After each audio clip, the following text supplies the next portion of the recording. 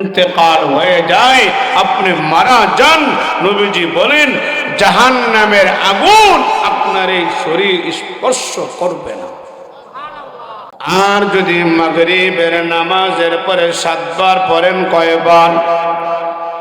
রে দিল জুল্লির মুসলমান,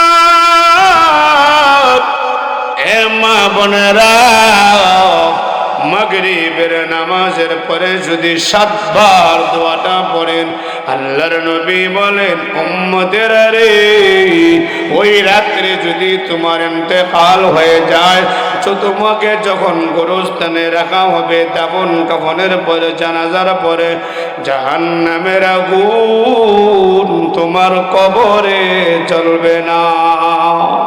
আল্লাহ তাআলা তোমার জন্য জান্নাতের ব্যবস্থা করে দিবি।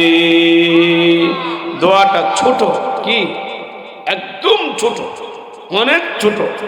এই দোয়াটা সবার জন্য সহজ, মহিলাদের জন্য সহজ, কোনো ঝামেলা হয় না, বাচ্চাদের জন্য সহজ, কোনো অসুবিধা হয় না, মুরব্বীদের জন্য সহজ, কঠিন হয় না।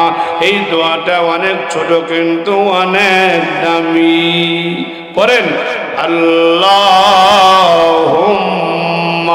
পড়েন আরো জোরে বলেন, সবাই বলে, মা বোন আপনারাও বলেন আল্লাহুম্মা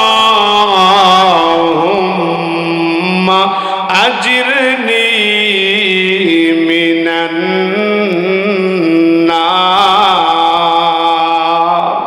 সুবহানাল্লাহ। দোয়াটা ছোট কিনা কিন্তু অনেক দামি।